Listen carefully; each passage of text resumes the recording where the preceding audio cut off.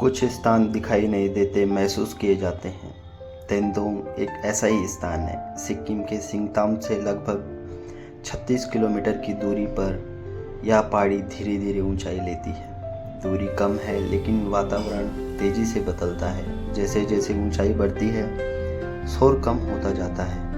रास्ता घने जंगलों से होकर गुजरता है। ऊंचे पेड़, घनी हरियालियाँ और उनके बीच से बहती ठंडी हवा। यह प्रकृति ध्यान खींचने की कोशिश नहीं करती, वह बस मौजूद रहती है। पत्तों की सरसराहट हवा के साथ चलती है। कभी कभी दूर से पक्षियों की आवाज़ आती है, बाकी समय मौन रहता है। यह मौन खाली नहीं रहता है, यह भरा हुआ है। तेंदोंग पहुंचने पर सबसे पहले जो महसूस होता है वह है ठहराव। यहाँ समय तेजी से नहीं चलता, यहाँ हर चीज अपनी गति से चलती है।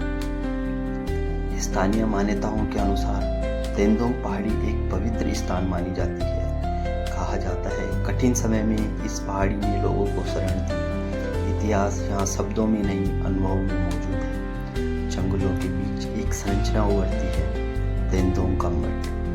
सदा निरम्मा, बिना अलंकरण, बिना दिखावे के। यह स्थान खुद को प्रमुख नहीं बनाता, यह आसपास के वातावरण में घुला हुआ लगता है। मठ के आसपास गतिविधियां धीमी हो जाती है, चलने की गति कम होती है, बातें सीमित रहती है। यहाँ कुछ कहने की जरूरत नहीं होती। यह स्थान किसी विचार को थोपता नहीं है, यह प्रश्न नहीं पूछता, यह उत्तर नहीं देता, यह सिर्फ मौजूद रहता है। यहाँ खड़े होकर एहसास होता है कि शांति किसी आवाज की कमी नहीं है। यह वह स्थिति है जहाँ भीतर की हलचल धीरे धीरे थमने लगती है। सिंगताम से तेंदोंग तक की दूरी नक्शे पर छोटी दिखाई देती है, लेकिन यह यात्रा शोर से मौन तक की है, भीड़ से एकांत तक की है। तेंदोंग कोई पर्यटन स्थल नहीं है, यह कोई मंजिल नहीं है, यह एक ठहराव है।